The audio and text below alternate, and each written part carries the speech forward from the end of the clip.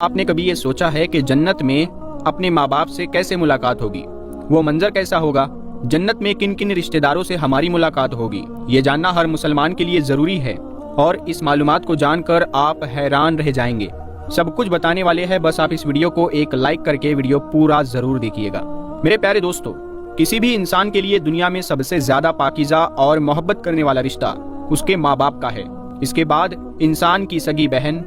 بھائی اور پھر دوسرے رشتہ دار آتے ہیں۔ اس دنیا میں قائم یہ رشتے کسی بھی انسان کے لیے اولین ترجیح ہوتے ہیں، جبکہ کچھ رشتے تو ہماری زندگی کے ایسے اہم ہوتے ہیں کہ ان کے بغیر زندگی گزارنا ناممکن اور محال ہو جاتا ہے۔ پیارے دوستو، جنت ایک ایسی شاندار اور بے مثال جگہ ہے جو اللہ تبارک و تعالیٰ نے ایمان والوں کے لیے بنائی ہے، اور اس میں ایسی نعمتیں رکھی ہے جو نہ کسی آنکھ نے دیکھی، نہ کسی کان نے سنی، اور نہ ہی کسی دل میں اس کا خیال آیا۔ جنت کے بارے میں جو کچھ بیان کیا جاتا ہے وہ صرف سمجھانے کے لیے ہوتا ہے، ورنہ دنیا کی اعلیٰ ترین چیز کا بھی جنت کی کسی نعمت سے کوئی مقابلہ نہیں۔ لیکن اب سوال یہ ہے کہ کیا انسان کی نہ ختم ہونے والی زندگی میں بھی ہمارے یہ اہم اور پاکیزہ رشتے کیا ہمارے ساتھ ہوں گے؟ یعنی کیا مرنے کے بعد جنت میں بھی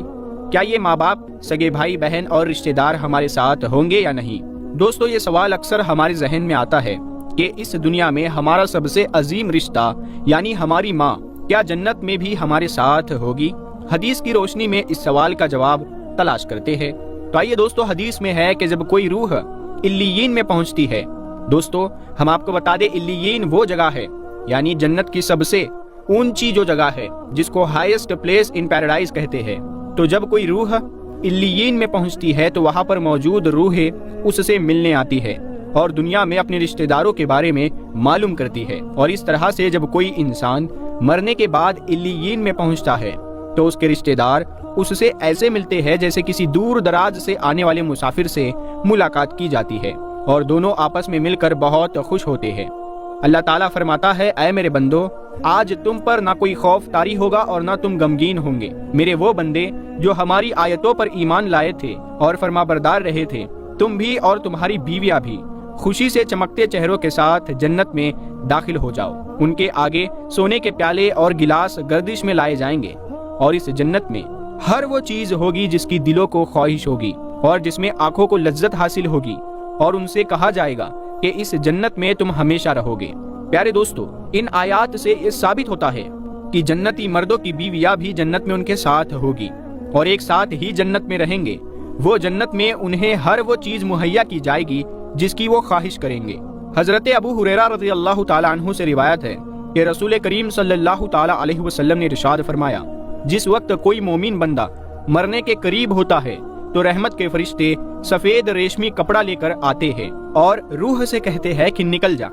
تو اللہ سے رضامند ہے اور اللہ تجھ سے رضامند ہے۔ اللہ تعالیٰ کی رحمت کی جانب، اس کے رزق کی جانب اور اپنے پروردگار کی جانب جو کہ غضبناک نہیں ہے، پھر وہ روح اس طرح محتر حالت میں نکل جاتی ہے، اس طرح سے عمدہ خوشبودار، اور فرشتے ہاتھ پر اسے اٹھائے ہوئے آسمان کے دروازوں پر لے جاتے ہیں۔ تو آسمان والے فرشتے کہتے ہیں، کیا عمدہ خوشبو ہے جو کہ زمین سے آئی ہے۔ پھر اس کو اہل ایمان کی ارواح کے پاس لاتے ہیں تو وہ ارواح خوش ہوتی ہے، اور یہ خوشی اس خوشی سے بھی زیادہ ہوتی ہے جو کسی بچھڑے ہوئے کی آمد سے انسان کو میسر آتی ہے۔ پھر وہ پہلے سے موجود مومنین اس نئے آنے والے ایمان والے سے دریافت کرتے ہیں کہ فلاں آدمی نے کیا کیا اور فلاں آدمی کا کیا ہوا، یعنی جس شخص کو دنیا میں چھوڑ کر گئے تھے اب وہ کس طرح کے کاموں میں مشغول ہے۔ اور پھر انہی میں سے چند ارواح آپس میں ایک دوسرے سے کہتی ہے کہ ابھی ٹھہر جاؤ اور اسے چھوڑ دو، کیونکہ یہ دنیا کے غم میں مبتلا تھا۔ یہ روح پوچھتی ہے کہ کیا وہ شخص ابھی تک تم لوگوں کے پاس نہیں پہنچا؟ وہ تو کب کا مر چکا تھا۔ اس پر وہ روح کہتی ہے کہ پھر وہ تو جہنم میں گیا ہوگا۔ دوستو، پیارے نبی حضرت محمد مصطفیٰ صلی اللہ تعالیٰ علیہ وسلم نے ارشاد فرمایا کہ تمہارے اعمال تمہارے ان رشتہ داروں اور خاندان والوں کے سامنے جو آخرت یعنی عالم برزخ میں پیش کیے جاتے ہیں، اگر نیک کام ہو تو وہ خوش ہوتے ہیں اور کہتے ہیں کہ اے اللہ، آپ کا فضل اور رحمت ہے، بس اپنی یہ نعمت اس پر پورے کیجئے اور اس پر اس کو موت دیجئے۔ اس طرح ان پر گنہگار شخص کا عمل بھی پیش ہوتا ہے تو وہ یہ دیکھ کر کہتے ہیں کہ اے اللہ، اس کے دل میں نیکی ڈال دے جو تیری رضا اور قرب کا سبب ہو جائے۔ دوسری روایتوں سے معلوم ہوتا ہے کہ جنت میں مختلف رشتہ دار ایک دوسرے کو پہچانتے ہوں گے اور ایک دوسرے سے ملتے جلتے رہیں گے، اور ان میں سے تو بعض ایک ساتھ ان کو رکھا جائے گا۔ اور سورہ طور کی آیت نمبر 21 میں اللہ سبحانہ و تعالیٰ کا فرمان ہے، اور جو لوگ ایمان لائے اور ان کی اولاد نے بھی ایمان میں ان کی پیروی کی تو ان کی اولاد کو ہم انہی کے ساتھ شامل کر دیں گے اور ان کے اعمال میں سے کسی چیز کی کمی نہیں کریں گے۔ حضرت ابن عباس رضی اللہ تعالیٰ عنہ سے مروی ہے،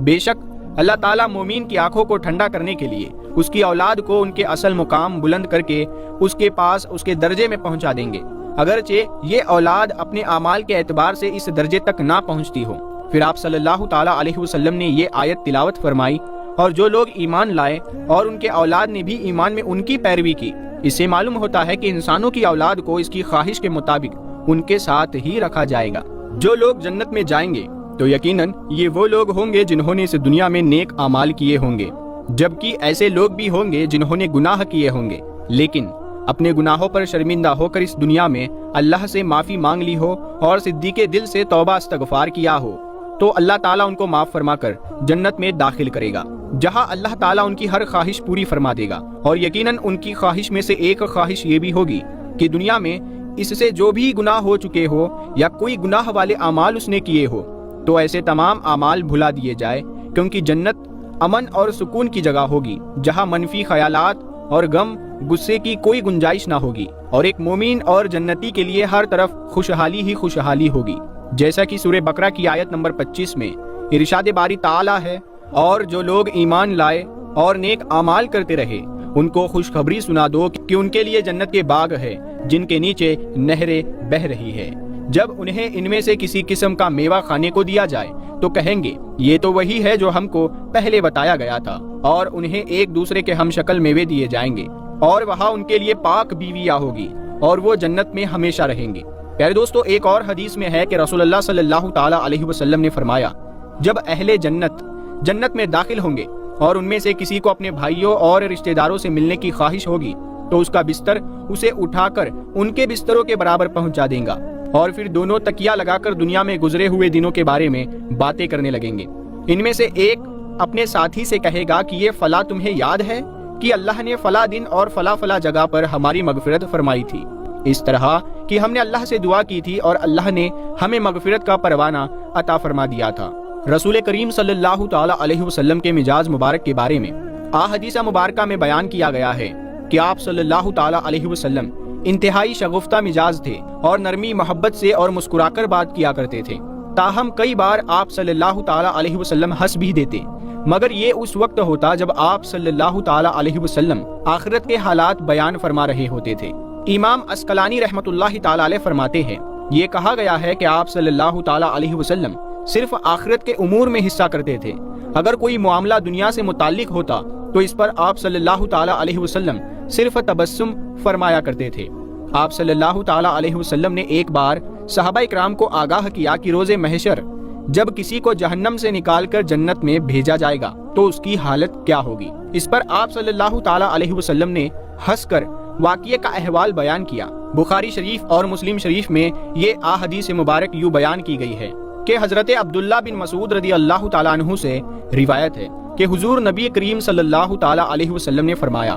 مجھے اچھی طرح معلوم ہے کہ سب سے آخر میں جہنم سے کون نکالا جائے گا یا سب سے آخر میں جنت کے اندر کون داخل ہوگا۔ یہ آدمی اپنے جسم کو گھسیٹتا ہوا جہنم سے باہر نکلے گا، چنانچہ اللہ تعالیٰ اس سے فرمائے گا جا جنت میں داخل ہو جا۔ وہ جنت میں داخل ہوگا تو اسے گمان گزرے گا کہ شاید یہ جنت تو بھری ہوئی ہے، چنانچہ وہ واپس لوٹ کر اللہ تبارک و تعالیٰ سے عرض گزار ہوگا کہ اے رب، میں نے تو وہ بھری ہوئی پائی ہے۔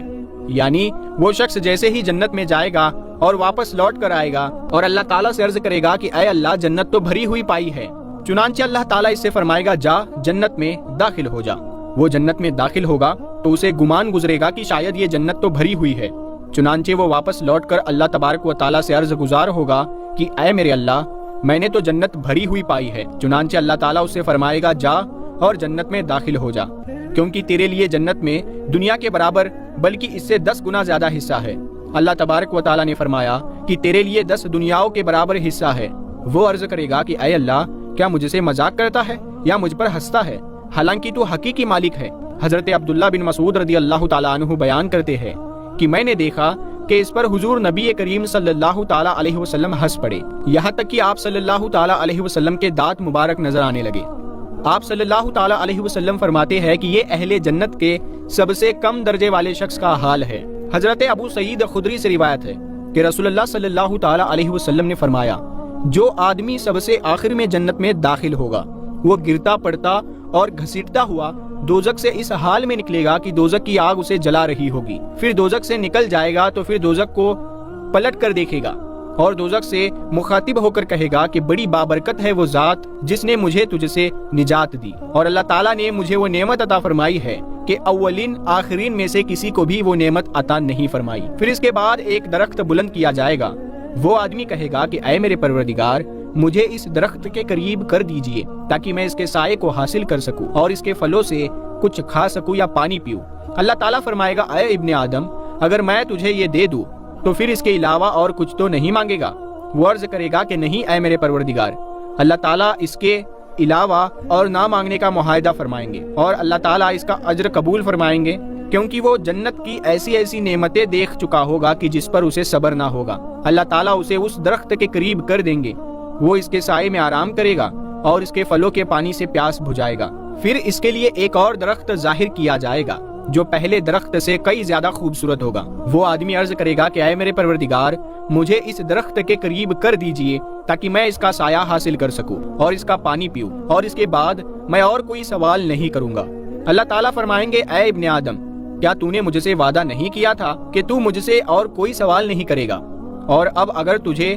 اس درخت کے قریب پہنچا دیا تو پھر تو اور سوال کرے گا۔ اللہ تعالیٰ پھر اس سے اس بات کا وعدہ لیں گے کہ وہ اور کوئی سوال نہیں کرے گا، تاہم اللہ تعالیٰ کی علم میں وہ معذور ہوگا کیونکہ وہ ایسی ایسی نعمتیں دیکھے گا کہ جس پر وہ صبر نہ کر سکے گا۔ پھر اللہ تعالیٰ اس کو درخت کے قریب کر دیں گے اور پھر وہ اس کے سائے میں آرام کرے گا اور اس کا پانی پیے گا۔ پھر اسے جنت کے دروازے پر ایک درخت دکھایا جائے گا جو پہلے دونوں درختوں سے زیادہ خوبصورت ہوگا۔ پھر وہ آدمی کہے گا کہ اے میرے رب،